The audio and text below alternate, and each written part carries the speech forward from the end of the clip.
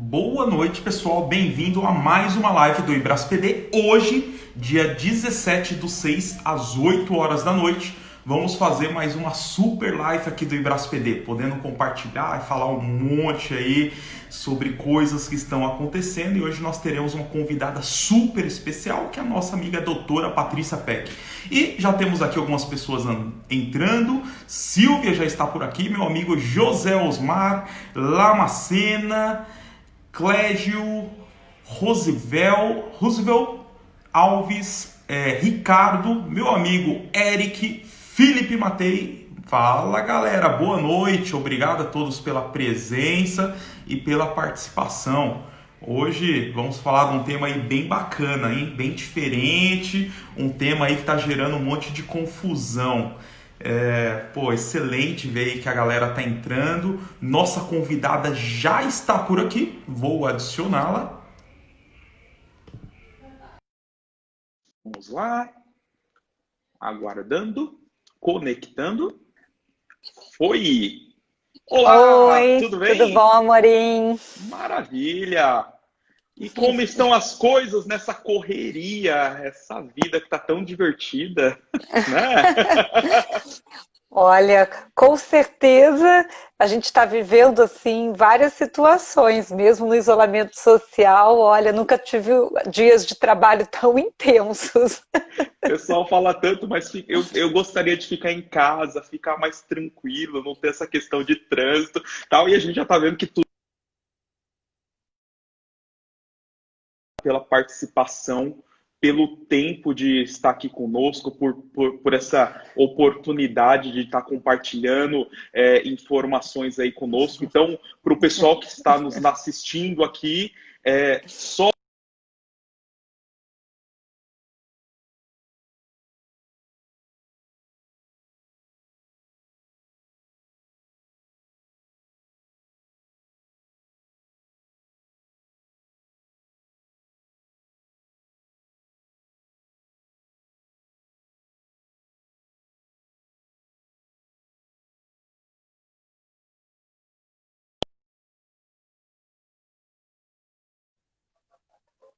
voltando? Voltamos? Voltou, amorim. Acho que você Voltamos, tinha voltamos. travado. Deu alguma coisa aqui. Aí a gente já vai para a contingência. Sai da internet, já vai para o 4G e o negócio funciona. Então, primeiro, super obrigado pelo tempo, pela disponibilidade. Sei que tem uma agenda super corrida, super apertada. Daqui a pouco vai ter que ir virtualmente para os Estados Unidos para mais uma das 1000 reuniões. Então, já, pessoal, já dando o toque, hoje a nossa live vai ser um pouquinho mais curtinha, mas super agradecer pelo tempo e pela disponibilidade por poder nos atender. E o primeiro ponto, assim, já para a gente fazer um esquenta aqui, é perguntando o que você está achando, doutora Patrícia Peck, sobre esse trabalho que o IbrasPD está fazendo, convidando pessoas top como você para participar e compartilhar esse conhecimento. Bem, primeiro, amorim, parabenizo, né, pela iniciativa. Eu acho que a gente está num momento assim que precisamos aprofundar conhecimento, compartilhar melhores práticas. Então, acho que é um projeto fantástico, que merece, sim, aplausos, né, de todos. E, sim, a gente tem que aproveitar de fazer, né, tirar do limão a limonada, né, já que estamos passando por todo esse período da pandemia e é uma crise. Eu acho que a gente acaba tendo que ter, nesses momentos, sempre, assim, às vezes mais criatividade, mais flexibilidade, mais tolerância e olhar aquelas bases, né, as premissas, quando a gente olha assim, que a gente está vivendo uma sociedade que está muito acelerada e que precisa aqui o back to the simple, né, voltar para coisas que são simples, mas às vezes o óbvio é tão difícil de ser praticado. Quando a gente fala assim, temos que ter transparência, temos que lidar mais com a ética do ponto de vista dos valores, vamos ter uma prática de segurança diária, né?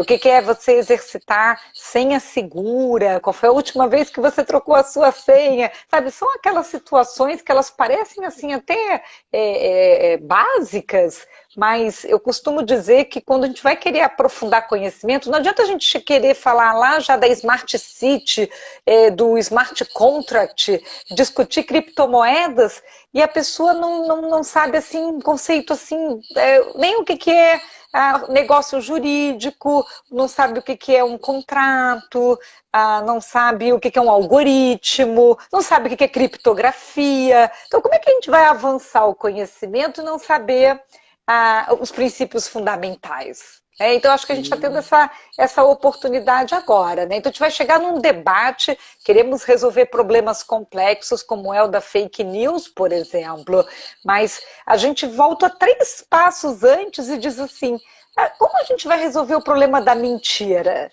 Né? Mentira é um problema social muito antigo da humanidade. Então, talvez a gente tenha que olhar assim, olha, acredito que dá para dizer que o uso de robôs que podem sim manipular aquilo que está sendo disseminado, isso a gente pode colocar numa lei, que utilizar robôs de maneira a manipular aquilo que está sendo disseminado, sim. Mas a mentira por si só, a gente já tem tantos tipos penais que a mentira faz parte do modus operandi, a falsa identidade, a falsidade ideológica, a fraude, o adultério, piriri, pararó. Quer dizer, a gente tem uma problemática aí filosófica até desse ponto de vista. Mas quando alguém dialoga com um perfil, e aquele perfil não é um humano, ele é um robô, e eu não sabia, eu estou sendo enganado, está faltando transparência. Quando eu construo um perfil, e eu faço um post, e eu pego robôs para darem like naquele post passa a ter 1 milhão de likes, eu estou manipulando. Estou manipulando, inclusive, o algoritmo que faz aquilo subir de destaque. Então, assim, essa manipulação ardilosa, artificial,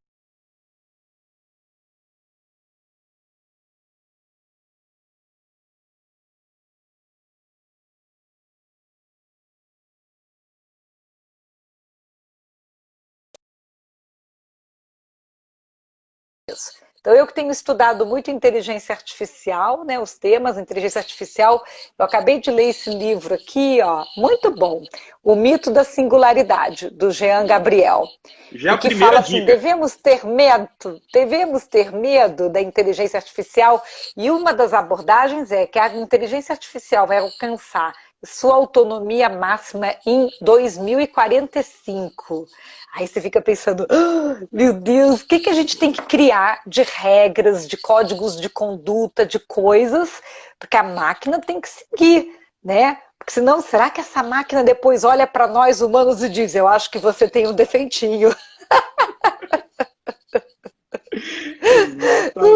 Criatura e criador, parece a obra do Frankenstein, não é verdade? Então, exatamente. Se a gente não escrever agora essas regras, a gente vai sofrer lá na frente. Sim, sim. E isso acaba sendo assim, eu sei que a doutora teve uma base tecnológica fantástica antes de ir para o mundo do direito, né? E uma das coisas que eu comento muito com o pessoal é que eu não consigo ter privacidade se eu não tiver segurança, né? Então, tem todo um trabalho, uma lição de casa que eu tenho que fazer para eu pensar em ter privacidade, né? Então, esse ponto é extremamente importante. E quando se tem esse background, conhecendo esse lado tecnológico, pô, já ajuda demais. Né? A gente comenta muito que nesse mundo da LGPD é um grande ecossistema que não são trabalhos isolados só do advogado ou somente da pessoa de segurança ou somente do compliance. Tem que olhar para o ecossistema inteiro, né? Todo mundo tem que estar envolvido nisso, né? É verdade. E esse ponto, né? Até o pessoal aqui super falando aqui já, falando que tem que ter uma biografia da doutora Patrícia Peck, precisa ter um livro dela, ó, o pessoal super elogiando, é top aqui, o pessoal é fantástico. E até sobre esse ponto, né, a gente vê que agora a gente está no momento que as crianças já estão 100% Sim. digitais, né? Hoje, praticamente todo mundo está fazendo uma aula digital, seja lá do cursinho de informática, ou seja do cursinho ali de línguas, e até mesmo ensinos superiores. Até já veio uma portaria do MEC falando que até o final do ano pode ter aulas remotas e não mais presenciais. Então, o MEC já decretou isso. E quando a gente olha para esse lado das crianças e adolescentes, aí tem uma dúvida que eu vejo o pessoal comentando muito, mas o dado de criança e o do adolescente é um dado sensível, não sei o quê. Então, eu já gostaria, logo dessa primeira clarificação, né? O que é o dado da criança e do adolescente? Ah, perfeito, né? Eu acredito assim, primeiro, a gente tem ali uma responsabilidade até da Constituição de proteger a criança e o adolescente, está no artigo 227, uma responsabilidade da família, do Estado, da sociedade, então é um dever constitucional. Depois da Constituição de 88, vem o Estatuto da Criança e do Adolescente, em 1990, com várias regras, e é muito interessante quando você lê o artigo 18, principalmente, do Estatuto da Criança e do Adolescente, tanto ali o 16, o 17 e o 18, que diz que você tem que proteger a criança de situações que possam colocá-la em risco, tanto numa situação tanto de segurança, como até em situações de ridicularização. E aí, é lógico que a criança e o adolescente está num processo de aprendizado. Nós estamos fazendo com que aquele indivíduo ele vá a amadurecer para alcançar autonomia, e autonomia significa, na sociedade, responsabilidade. Então, a criança sozinha, e a criança, pelo Estatuto da Criança e Adolescente, é o menor até 12 anos incompleto, ou seja, é o menor de 13, está no artigo 2º, ela ainda não tem a autonomia, ela ainda não tem responsabilidade sobre os seus atos, então ela depende de proteção completa de um adulto, de um responsável legal ou alguém que o substitua. E todas as legislações que vêm após normalmente vão se referenciar na legislação que protege a criança e o adolescente. E isso não é só no Brasil. Nos Estados Unidos tem o COPPA, Children's Online Privacy Act, né? Na União Europeia você vai ter o GDPR, que trouxe toda uma proteção para dados pessoais de crianças desde 2016, e agora mais recentemente no Brasil a gente tem também a LGPD, a Lei 13.709, que ainda está no processo de entrada em vigor, que é uma legislação de 2018, que trata desse assunto no artigo 14. E o adolescente vai ter a idade de 13 a 18. Então, é a idade antes da idade adulta, né? Então, todo menor de 18 é considerado nessa faixa jovem, né? Que é o criança e adolescente, sendo que criança é até 13 e adolescente é de 13 a 18. Só que quando nós estamos falando disso, a gente não pode esquecer que a gente está num processo de ensino-aprendizagem. Nós queremos ensinar aquela criança autonomia e responsabilidade, só que tem que ser supervisionada. Então, você vai ter um processo de supervisão completa e restrita e absoluta, que chamaria de supervisão ostensiva, na fase criança, depois uma supervisão relativizada na adolescência, você passa a ter uma autonomia parcial, e aí passa a assumir uma parte da responsabilidade, que é o que acontece com o adolescente, ele tem que começar a assumir responsabilidades, porque ele vai virar um adulto. Ele vai passar dos 18, e quando ele sai dos 18, ele sai do Estatuto da Criança e Adolescente. Ele assume, então, completamente responsabilidade. Então, a gente vai fazendo isso no direito progressivamente. Então, o que acontece com o tratamento de dados pessoais? Acabar obedecendo também essa linha, né? Só que, curiosamente, a lei, ela já traz uma obrigação que todo aquele controlador de dados que quiser tratar dados de criança e adolescente também tem que educar, orientar a criança e o adolescente sobre o que é proteção de dados pessoais e o que vai fazer com o dado dela com um diálogo, com uma linguagem conforme a idade e a condição daquela criança e adolescente. Então, isso está no artigo 14, lá no parágrafo 6º. Então, não é apenas eu pedir o consentimento do responsável legal para tratar dado de criança, que está logo no comecinho do artigo 14, mas é eu também criar um material que oriente aquela criança sobre a importância da privacidade, sobre a importância da proteção de dados, explicando o que eu vou fazer com dado. Aí, né, Amorim, não adianta querer escrever termo de uso, política de privacidade só para adulto ver. Tem que ter uma linguagem didática, tem que usar recursos audiovisuais. E a lei escreve com o uso de recursos audiovisuais, se aplicáveis e se necessários. E isso vai gerar uma necessidade de revisitar e de mudar uma série de coisas que a gente hoje vê na internet, até a forma como a gente usa o celular.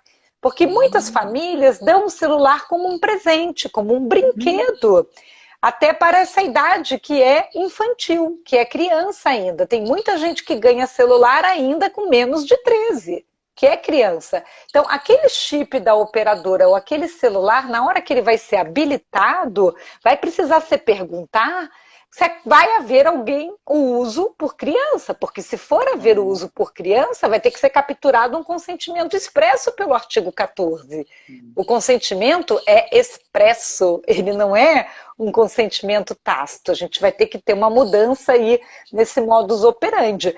Por mais que ficou lá no nome do pai ou da mãe, mas quem vai usar? Porque depois eu vou estar capturando dados de quem usa. Não é no nome de quem ficou na hora que comprou o chip ou comprou o celular. É do usuário. E aí, outro dia, eu fiz um post no LinkedIn falando sobre a posição atual do Reino Unido nos games online dos loot boxes, que são aquelas caixinhas que você fica querendo comprar no jogo, porque aí ela abre e você tem aqueles brindes, prêmios dentro do jogo, e que está começando a ser entendido até como um jogo de azar, isso.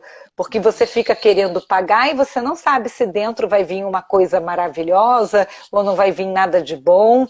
E isso acaba sendo até algo que faz até com que jovens hoje, criança, adolescente, participam muito dos jogos online, eles acabam gerando um addiction, né? Um certo vício e de querer, uma certa moeda dentro do jogo. Então, a gente tem aí uma série de situações que estão sendo olhadas, que hoje estava tudo muito solto dentro da internet, até com a captura desses dados da criança e do adolescente. Mas tem pai e mãe que não vai ficar muito feliz com essas novidades, né? Porque imagina que o game vai ficar pedindo, me passe aqui o dado do celular do seu pai para daí te mandar uma mensagem que você tem que dar um ok, que aí vem uma senha, que aí você tem que botar no jogo. Então, isso daí vai fazer com que não fique tudo tão rápido e imediato, né? Às vezes para o pai e para a mãe é tão bom, né? Deixa lá no tablet, que aí você não tem que se preocupar. Momento de lazer. Mas você tem, né, hoje os pais, né, os responsáveis legais, têm o dever da vigilância, está no artigo 932 do Código Civil. Então, é aquela velha história, né? Enquanto estiver nessa idade, infanto-juvenil, enquanto criança e adolescente. Lembrando para quem está nos assistindo que a diferença da LGPD do Brasil para o GDPR é que no GDPR a idade que ficou definida foi de 16 anos, sendo que pode ter países dos Estados-membros que definam uma idade de 13, mas não abaixo de 13, tá? Para que você tenha ali a necessidade da captura, do consentimento do responsável legal. Já no Brasil, a idade ficou sendo 13 anos por conta da idade de criança. Então, você pode, às vezes, se você vai lançar um aplicativo, alguma coisa na internet, que você possa ter um público que está em qualquer lugar do mundo, você tem que observar isso. Então, por exemplo, hoje, um Facebook, uma Amazon, uma Microsoft, mesmo um Uber, tá? Eles colocam no termo de uso já 2 parágrafos, dizendo se você está num país sujeito ao GDPR, a idade pode ser 16 anos ou 13 anos, tá? Se você está em outros países, tá? É 13 anos. Cara, impressionante. Então, esse é um ponto, né, que agora nessa onda tecnológica que estão desenvolvendo vários aplicativos que as crianças estão usando, né? Fora os jogos, até para a educação, tem esse ponto que é extremamente importante de saber como que isso vai ser tratado, né? Sim. Exatamente. E começa tudo com o princípio da transparência, sabe, Amorim? Então, você tem que ter uma política clara no site, precisa deixar claro que dados vão ser necessários de ser coletados, tem que aplicar o princípio da minimização, você não pode ficar capturando dados de criança e adolescente além dos minimamente necessários, tá? E você precisa deixar claro quais são as finalidades de tratamento, por quanto tempo aquilo vai ser guardado. Então, isso tudo tem que ter, assim, o começo mesmo já é a questão do princípio da transparência. E ter ali um bom preparo do encarregado do DPO, porque vai ter talvez muitas dúvidas, muitas perguntas, né? Ainda mais pela essa questão de ser considerado um dado sim, com mais características, dependendo do ambiente, se é creche, se é escola, que tem dados completos infantis, inclusive de saúde.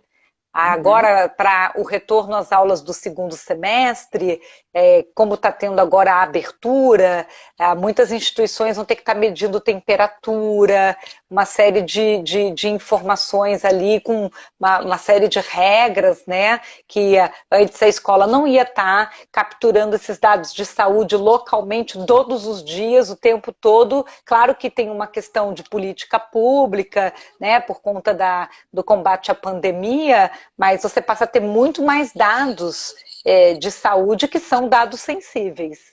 Uhum. E o ponto interessante, quando a gente olha para esse contexto, né? Então, que vários sites, várias informações vão ser coletadas, qual que é os cuidados que as empresas têm que ter para ter uma proteção em cima desses dados? Normalmente são 3 camadas assim de cuidados, né? Existe um pilar que seria o pilar técnico mesmo, de investir em ferramentas protetivas, vai desde ferramentas que aumentem a capacidade de controle de acesso, né? Varredura, monitoração, criptografia, usar algum tipo de ferramenta de DLP, de Data Loss Prevention, por exemplo. Então tem que usar a ferramenta. A gente só consegue aumentar a segurança usando tecnologia. A tecnologia ajuda a proteger da tecnologia também. Agora, com toda certeza, é importante ter uma campanha de paperless, uma cultura paperless. O papel não deixa rastro. Ainda é mais fácil proteger em suporte digital do que no suporte físico do papel. Então, quando a gente pensa legado, agora com essa nova legislação, tem que ter muito cuidado. Papelzinho que joga no lixo sem picotar, que esquece na impressora. Até hoje isso é um drama nas campanhas de segurança, né? O cuidado do aonde deixou os papeizinhos. Segundo pilar é o pilar relacionado a essas regras claras, a governança. Então, ele é procedimental. Então, você tem que atualizar política, contratos. Você tem muita gestão de risco na parte de privacy risk em cima de clausulado contratual, né? Tem que colocar regras claras com clientes, regras claras com os terceirizados, que são os fornecedores, os avisos ali para o visitante, na hora que o visitante vai entrar na portaria, porque por mais que você ponha uma câmera de videovigilância, tem que avisar que o ambiente é vigiado, se vai usar reconhecimento facial, tem que fazer aviso. Então, regras claras, essa parte documental. E o terceiro pilar é o da educação. Essa legislação exige, no artigo 50, que você tenha um programa de conscientização em proteção de dados. Então, a gente tem que mudar a cultura. Para mudar a cultura, só fazendo educação, só fazendo capacitação. Então, realmente, a gente tem essa desvantagem no Brasil, porque na União Europeia eles já faziam campanha educativa de proteção de dados há 12 anos. Né, já tem um site, tem Dia Internacional da Proteção de Dados no dia 28 de janeiro, quer dizer, tem tudo isso. Nós ainda não temos nada disso, nada disso, então a gente tem que correr, né? Então são esses os 3 pilares para poder cuidar, porque de nada adianta a gente botar a tecnologia, ter a regra clara e o usuário depois fazer autossabotagem, dar bypass na regra ali, não cumprir. É aquela pessoa que quando faz aquela mensagem, você poderia baixar as atualizações, aí a pessoa aperta mais tarde, mais tarde. Ou diz assim, passar o antivírus agora, a pessoa põe não. Então, é lógico que isso gera a vulnerabilidade comportamental. O comportamento ainda é um fator muito grande de risco quando a gente fala tanto de segurança quanto de proteção de dados. Excelente. Tem duas perguntas aqui já para a gente ir para a reta final. O primeiro é do J.R. Silva. Ele fala, precisará de autorização específica para a contratação do menor aprendiz? E a Laís, ela pergunta, a responsabilidade de acompanhar a mudança de criança para adolescente e de adolescente para adulto é do controlador? Boa. Tá, então vamos lá, né? Com relação a menor aprendiz, de novo, toda vez que você tem um contrato, que você vai ter um contrato de trabalho, você vai ter que tratar dados pessoais. Sem exceção. Mas o dado pessoal que precisa de consentimento expresso do responsável legal é o de criança. Criança é o menor de 13. Normalmente a idade do menor aprendiz, normalmente, é acima de 14. Né? Normalmente, na maioria das instituições. Então, se você... guarda-mirim. Se você vislumbrar uma hipótese de menor aprendiz que seja menor de 13, sim, aí vai ter que ter um consentimento expresso por conta do tratamento de dados pessoais. A gente pode pensar outras hipóteses, que tem hoje os menores que são artistas. Né? Que você tem várias situações de um contrato para poder pegar a imagem, tá? Poder fazer um casting, poder fazer alguma coisa assim. Isso tudo vai ter um consentimento já expresso. São dados pessoais envolvendo criança, que é o menor de 13, tá?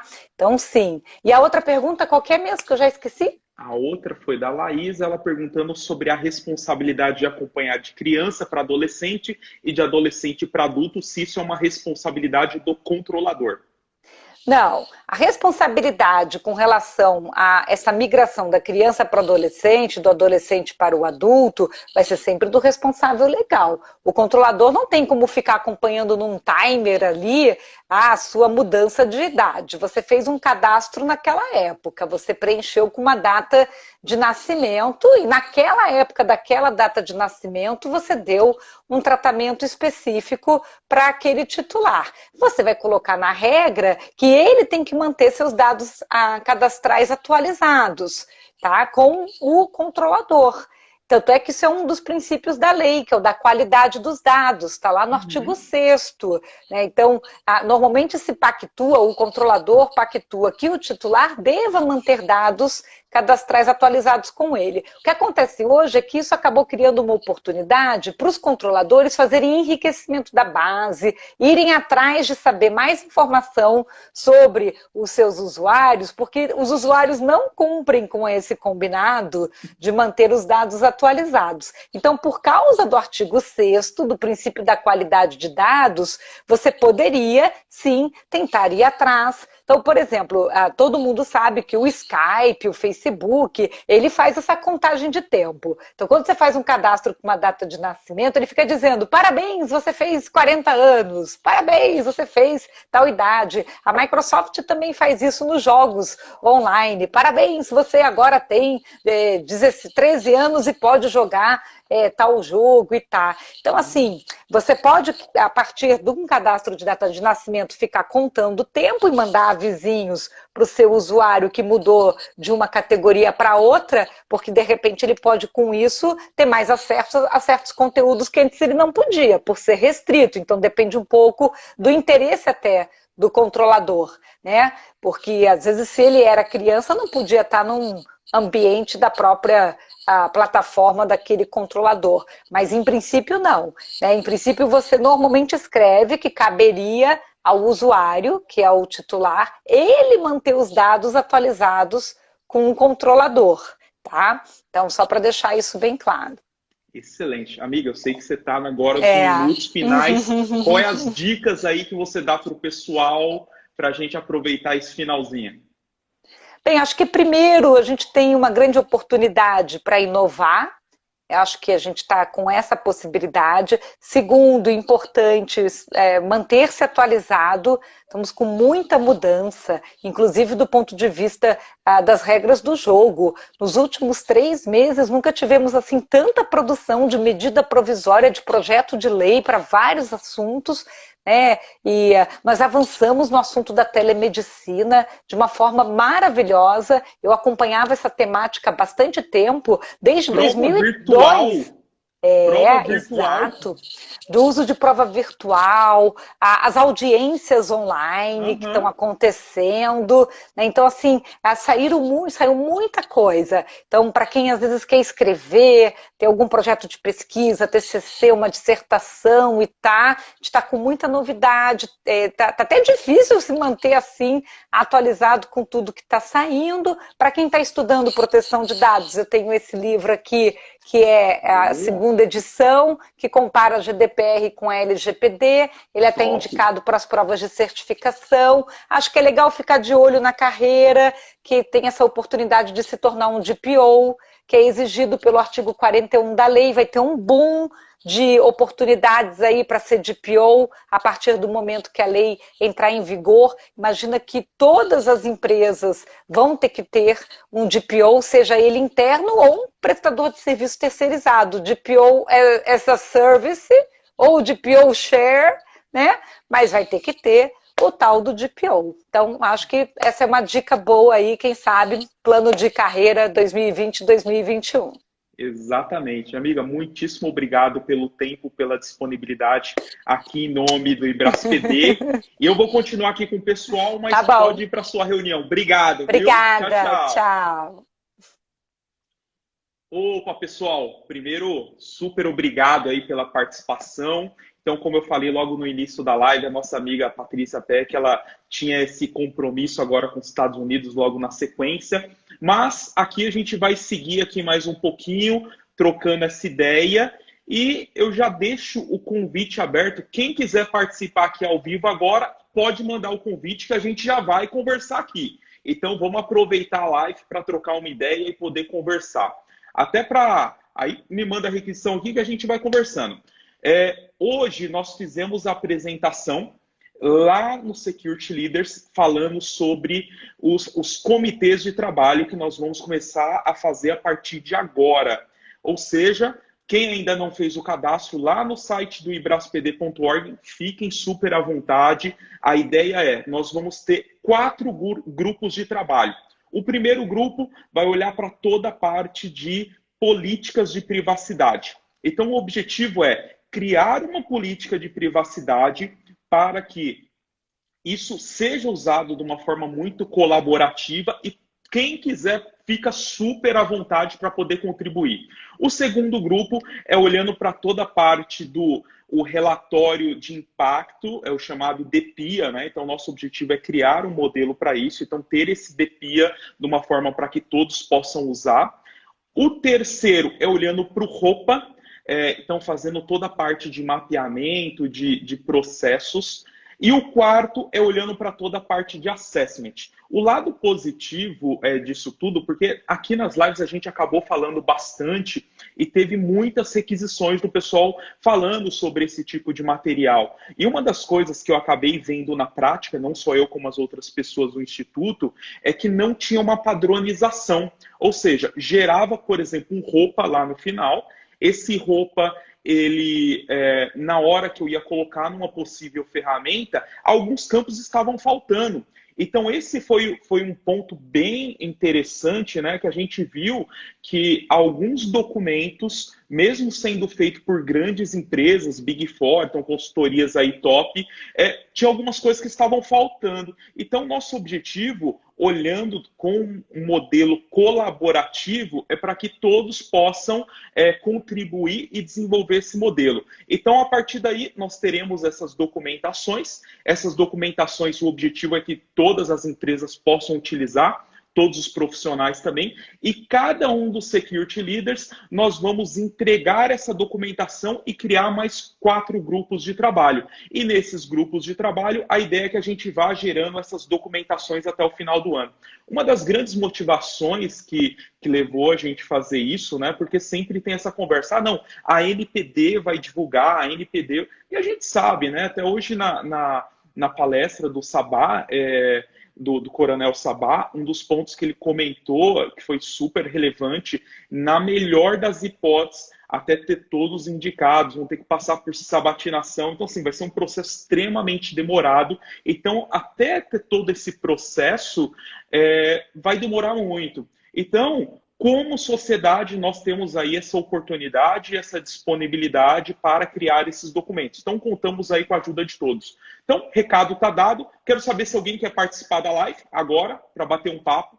Quem quiser, só mandar aqui a requisição e a gente já entra falando, tá? Então, fique bem à vontade aí. A ideia é a gente conversar mesmo e aproveitar esse tempinho final aí que está faltando.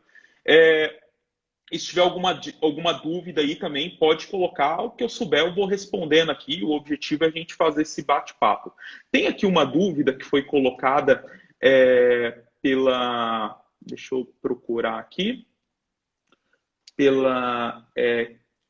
O Clélio, ele falou, a responsabilidade da qualidade é do titular?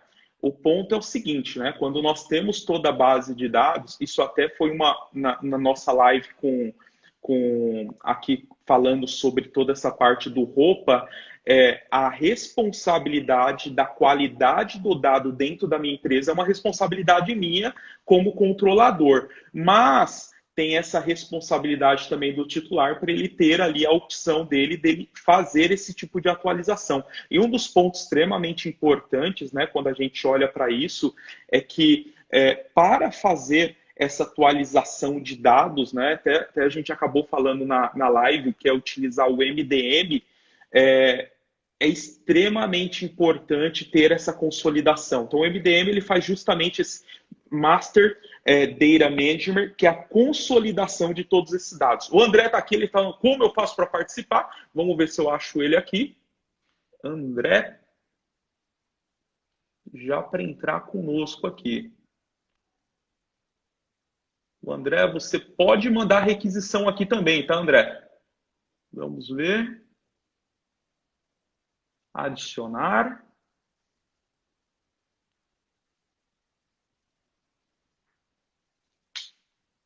Vamos ver, aguardando. Agora só falta dar o aceite. Opa, deu uma recusada aí. Acho que por algum motivo não entrou. O André, vou mandar a solicitação de novo. Vamos ver se dá certo.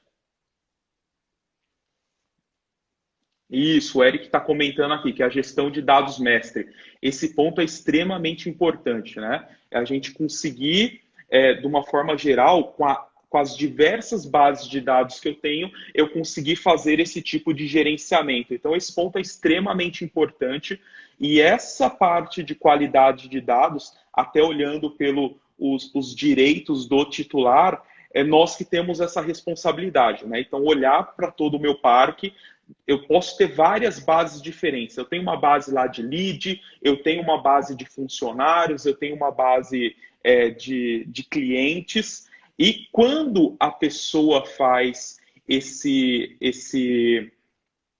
essa solicitação de qualquer direito dele, por exemplo, exclusão, com base nas 10 bases legais, a gente vai falar o que a gente pode excluir, o que não pode excluir e o que nós temos aqui dentro do ambiente. Aí o JR Silva, ele fala, pode repetir os grupos de trabalho? Sim, são 4 grupos. O primeiro grupo é olhando para toda a parte de políticas de privacidade.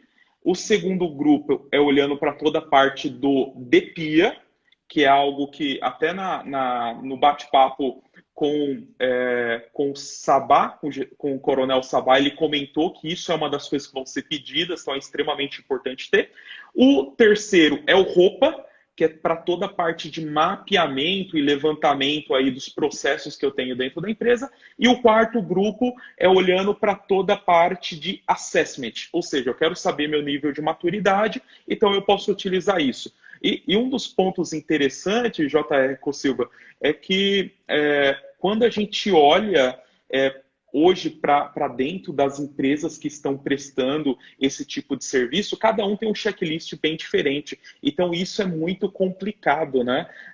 Porque como que eu vou fazer uma comparação? Imagina, né? Acho que várias empresas aqui, quem é da área de segurança conhece bem o que é um NIST. Eu quero saber meu nível de maturidade hoje, para daqui um ano eu quero saber se eu evoluir, se eu cair, como está esse meu nível de maturidade. E automaticamente, quando a gente tem esse tipo de framework, fica fácil um comparativo.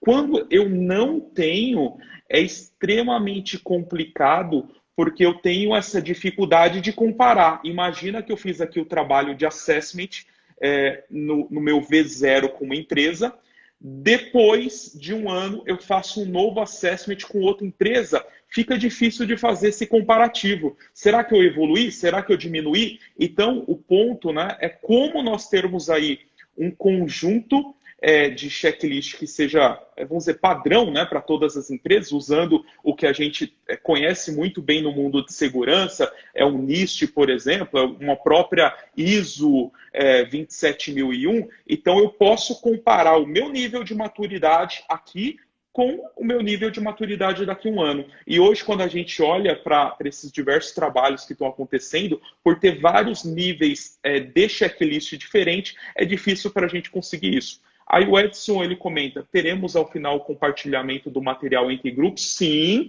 com certeza, Edson. A ideia é justamente essa, ter o compartilhamento de material e para que todas as empresas possam utilizar. Então, o objetivo é esse, que seja um material colaborativo, que todo mundo vai poder colaborar para desenvolver. Eu acho que o lado positivo é esse, né? A gente às vezes recebe documentos, fala, pô, não é muito legal esse documento, poderia ter isso. Então, até quando são lançadas novas ISOs, né? Quem acompanha aí, o que acontece, né? A ISO, ela é gerado ali um draft inicial, e depois esse draft ele vai para consulta, né, para algumas pessoas, para depois ele ser publicado. Então, nosso objetivo é justamente fazer isso mesmo, gerar o documento, ter aí esse apoio de todos colaborativos para depois a gente conseguir lançar a versão final. Então, obrigado aí, ótimo, é muito bom fazer Fique à vontade aí para fazer a inscrição. Nosso amigo Marcos Sêmula está aqui também. Hoje, logo depois da apresentação do IbrasPD, ele fez uma apresentação fantástica também. E é muito bom. Eu acho que o nosso objetivo acaba sendo esse lado muito mais colaborativo, com esse objetivo de criar materiais aí consistentes para que sirva para todas as empresas e para todas as consultorias também, né? Com esse objetivo de eu saber como eu estou aqui e como eu estou em um determinado tempo, né? A gente não ter nada amarrado. Aí está perguntando aqui o Marcelo, onde no site? Então, Marcelo, entrando lá no site, logo no comecinho, ibraspd.org, ele já tem lá a opção de inscrição. Então, fica à vontade, a ideia é fazer isso mesmo. Então, tá aqui meu amigo Ednei também. Aí o Marcelo, ele fala, mas para as bases estruturadas, até fácil. O problema maior são só semi-estruturado, espalhados, ou as não estruturadas, né? Correto, Marcelo? Acho que esse é um ponto extremamente importante quando a gente olha para os dados que nós temos dentro da empresa. Por isso a importância do ROPA. Quando a gente roda o ROPA dentro da empresa, eu estou olhando processos ali que podem ser dados estruturados, eu olho para dados não estruturados também, e até mesmo olhando para processos que são manuais. Então, esse é um ponto extremamente importante, né? É por isso que é muito importante essa ação da utilização de uma ferramenta e do processo manual, porque a ferramenta, quando ela faz lá todo aquele processo de discovery, ela vai identificar vários dados ali que você tem em bases de dados que você conhece. Então, existem, eu vi aí basicamente dois tipos de solução, né? Um tipo de solução que você indica qual é a sua base de dados, então eu sei qual é a minha base de dados e ela faz um discovery ali naquela base. Então, esse é um ponto que com base naquilo que eu sei, ele faz toda aquela análise e ele traz todos os dados ali pessoais e dependendo do tipo de ferramenta, ele já dá uma classificação baseado com os metadados que você já tem cadastrados. Tem um outro tipo de ferramenta, que é uma ferramenta que ela escuta tudo aquilo que está acontecendo. Ela tem um modelo como se fosse um DLP, um DLP de rede, né? Então, tudo que está passando por ela, ela começa a identificar as origens e o destino. Eu acho legal desse tipo de solução é que quando você tem, por exemplo, Shadow ITs dentro dos seus prédios corporativos e você não conhece, imagina que eu tenho uma base de dados dentro do meu notebook e ele está prestando serviço para diversas pessoas da empresa. Nesse tipo de solução, por eu não saber e ser um Shadow IT que não faz parte do meu controle, eu consigo detectar isso. Então, acho que esse segundo, eu vejo que são soluções muito complementares. Então, tem aquela que faz todo o discovery em cima daquilo que eu conheço, tem aquela que fica escutando, né, tudo aquilo que está acontecendo. Então, normalmente você faz o que a gente fala lá no Switch, que é um spam port, para ele pegar todo o tráfego que está passando ali no seu equipamento de rede e direcionando para essa solução. Então, ela acaba fazendo todo esse reconhecimento. E também tem o dado que foi o que eu comentei. É um dado que ele não faz parte desse modelo tecnológico. Então, imagina o processo que o funcionário entrega lá a carteira de trabalho.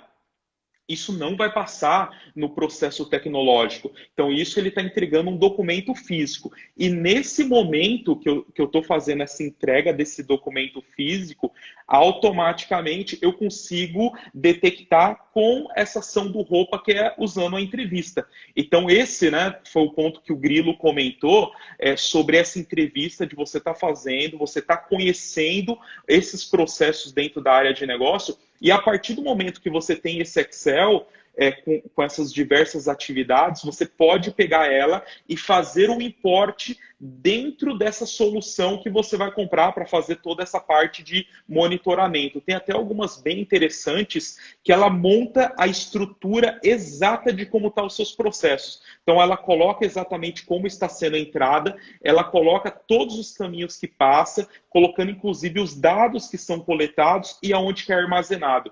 Então, esse é um ponto bem importante. Aí o Marcelo comenta, sim, o roupa também. Eu particularmente utilizo a ferramenta mais checklist, excelente, eu acho que esse é o objetivo. E o Marcelo Santos, ele fala, o AIP da Microsoft ajuda bastante para esses dados. Exatamente, né? Quando a gente olha para o usuário pensando no endpoint, de todo documento que está sendo criado, quem tem o Office 365, eu creio que a partir do E3 você já tem essa possibilidade do AIP.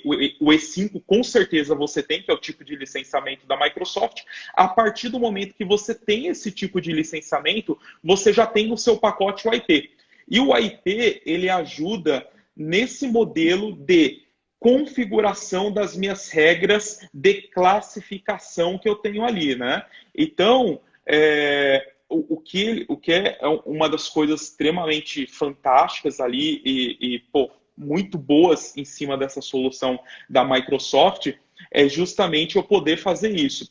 Então, o Marcelo colocou aqui, correto, o E3 você tem o DLP e o AIP. Isso. Então, essas duas soluções da própria Microsoft, quem já tem o pacote da Microsoft, é fantástico, já tem. Acho que mais entra a expertise para conseguir fazer todo esse processo de implantação. E quando a gente olha para a Microsoft, por exemplo, que é o tema que a gente está falando aqui, ele tem duas soluções que é bem interessantes. Ele tem o Intune, que ele faz o MDM, ou seja, ele tem todo esse processo de eu gerenciar dispositivos móveis. Então, o meu dispositivo móvel, que é o meu aparelho celular, por exemplo. Então, tudo aquilo que é um dado corporativo, eu consigo ir lá e fazer uma exclusão. E quando eu tenho o AIP, eu consigo justamente fazer esse ponto que o Marcelo colocou, que é a classificação, a rotulagem e a descoberta. Então, para quem tem, é uma super dica. E eu acho que o importante é o seguinte, né? Eu tenho isso no meu ambiente, eu tenho essa possibilidade de utilizar... colocar para que todo usuário, quando ele está gerando um documento ou ele está alterando um documento, obrigatoriamente ele tem esse processo de classificação. E normalmente quando a gente olha para essa parte de classificação, o que está sendo muito utilizado nas empresas são 4 níveis, né? O nível público, interno, o restrito e o confidencial. E um dos pontos, até falando com o nosso amigo que está aqui, o Cássio Menezes, que eu achei muito bacana o bate-papo que eu tive com ele. Hoje, quando a gente olha para a lei, ela tem ali basicamente tipos de dados. Tem o dado pessoal direto, que é quando eu identifico o titular. Ele tem o dado pessoal indireto, que é quando é um titular que eu não consigo identificar somente com aquele dado. E tem o dado sensível, né? Então, esses 3 tipos de dados, que faz parte lá da lei, que a lei já fala sobre isso. E tem, por último, lá ali, o dado anonimizado, que faz parte ali do meu processo. Nesse bate-papo que eu tive com ele, que eu achei muito bacana, um dado privado. Isso, o Érico, eu não entendi a pergunta, dado privado, mas pensando no dado pessoal, tá? É o dado pessoal direto, dado pessoal indireto, o dado pessoal sensível e o dado anonimizado. E uma das coisas que eu acho bacana aí, que é possível fazer a correlação com essa minha política, é, por exemplo, o meu dado anonimizado, por eu não conseguir identificar o titular, pode até ser um público. Então, olhando para a política, né, essa política de classificação que eu já tenho, eu posso equiparar. Quando é um dado pessoal direto ou indireto, eu posso colocar ali numa categoria, por exemplo, interno e restrito. Então, é isso que eu já tenho dentro da empresa, então acho que você pode fazer esse tipo de correlação. E quando é um dado sensível, aí sim você aplica alguns tipos de solução de, por exemplo, usando o dado como confidencial, que é onde eu vou colocar uma série ali de proteções para justamente eu conseguir ter esse nível de proteção dentro do meu ambiente, né? E quando a gente fala em dados pessoais sensíveis, né, que é o ponto que fala na lei, que é o dado aí mais crítico que a gente pode ter, até a doutora Patrícia Peck, ela estava falando há pouco sobre isso, né? Um dado de criança, por exemplo, esse dado, o que é extremamente importante é eu fazer esse tipo de proteção. Então, eu entrar com uma criptografia, por exemplo, uma pseudomização, onde tem aquele tipo de dado, por isso que entra naquela questão lá do roupa, de eu fazer toda essa parte do MDM, aonde tem esse dado, eu entro com um tipo de proteção adicional, que é entrando com uma criptografia de, por exemplo, pseudomização. Então, isso é extremamente importante.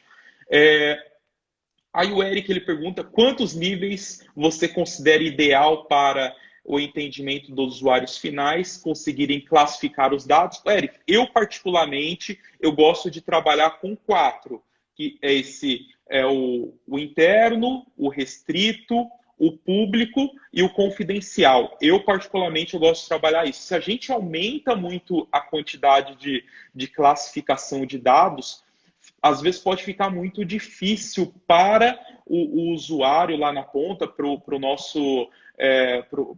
as pessoas que trabalham na empresa fazer esse tipo de classificação. Então, eu sugiro utilizar esses 4. E dentro desses 4, fazer essa correlação de segurança em cima disso, né? Então, pensando, qual é o nível de proteção que eu vou ter para um dado sensível, por exemplo, que é um dado que eu estou considerando como confidencial. Eu vou entrar olhando muito forte para a gestão de acesso, quem está acessando, por que está acessando, como está acessando, eu olhando muito forte para esse tipo de proteção que eu vou dar para esse dado, por exemplo, usando uma criptografia, um modelo de pseudomização, olhando todo o modelo de, por exemplo, né, a gente tem um tipo de criptografia que é o chamado de wallet. Ou seja, toda base de dados que eu tenho, eu faço essa criptografia e caso ela seja roubada, por exemplo, quem roubou essa base, caso ele não tenha chave, ele não consegue levar essa informação.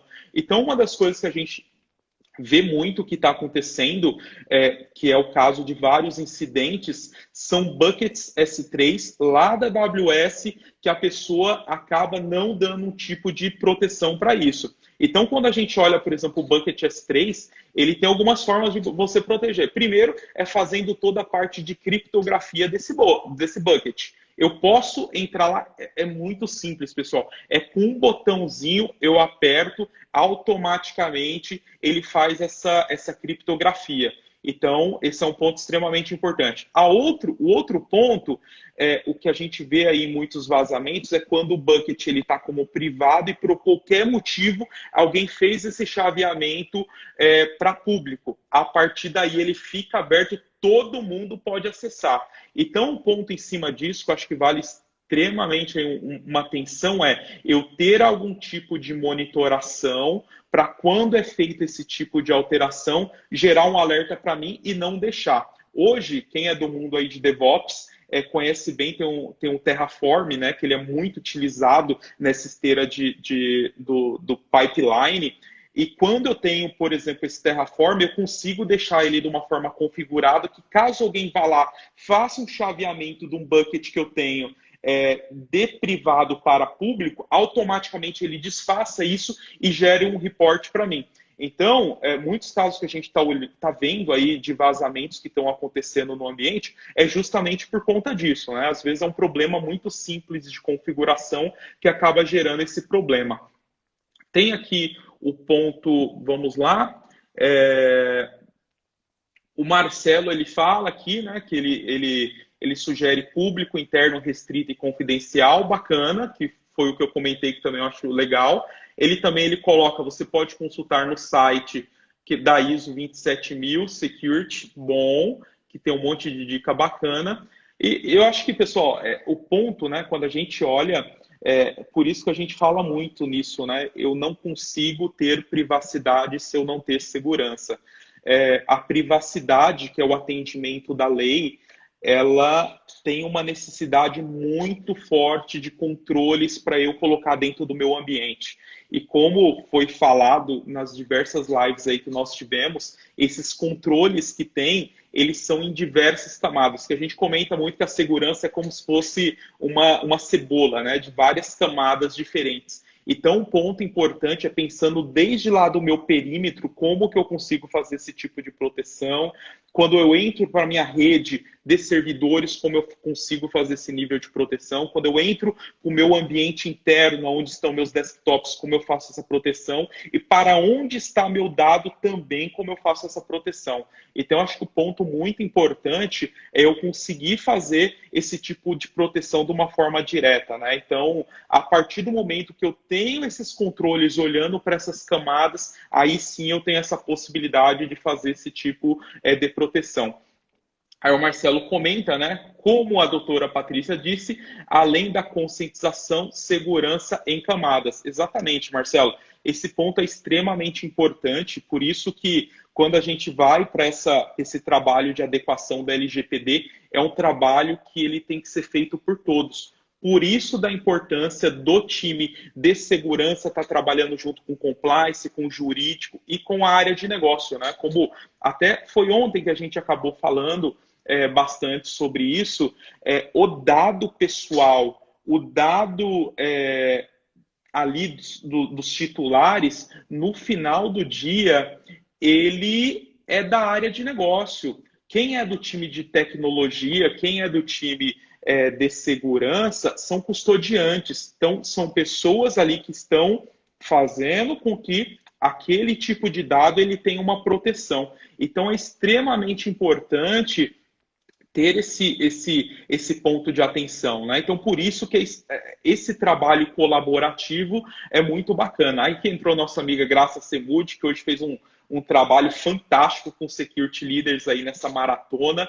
Graça, coloca já a data do próximo, não sei se já pode fazer spoiler, mas já coloca a data do próximo, até para o pessoal saber quando que vai ser a nossa data de entrega das documentações. Em cima dos grupos de trabalho aí que a gente está fazendo.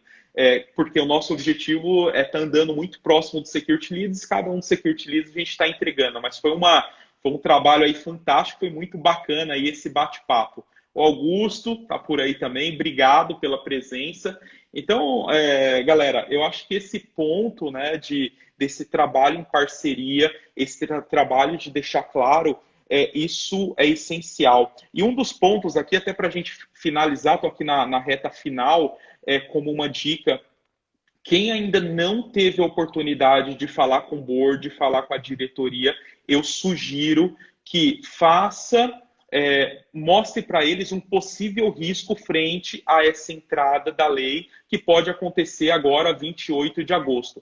Caso isso efetivamente aconteça, foi o que a gente acabou falando aqui durante as lives. O titular, ele vai poder requerer o direito dele. E vai ser aquele trabalho em cascata, né? O titular está requerendo o direito dele, a empresa não está respondendo, passando ali dos 15 dias, e a partir do momento que ela não responde ali dos 15 dias, ela começa a reclamar. Então ela vai, por exemplo, no Reclame Aqui, até o Fernando Neri, ele colocou, fez um post que eu achei bem interessante. Entra no Reclame Aqui, digita LGPD para você ver depois. Vai aparecer um monte de coisa. Ou seja, já tem pessoas preocupadas com isso. Então, vão surgir reclamações através de um Reclame Aqui, vão surgir reclamações através por exemplo, do PROCON, utilizando o Código de Defesa do Consumidor. Pode ser que tenha processos aí em cima disso, e a empresa ela começa a ter uma avalanche aí de solicitações. Então, acho que o ponto importante para passar esse recado para o board, que caso a lei entre efetivamente, aquela MP ela caduque, né? Acho que é 959, 956, ela caduque, automaticamente ela entra no dia 28 e o titular vai poder exercer o direito dele. Então é possível aí que quem está com esse trabalho aí de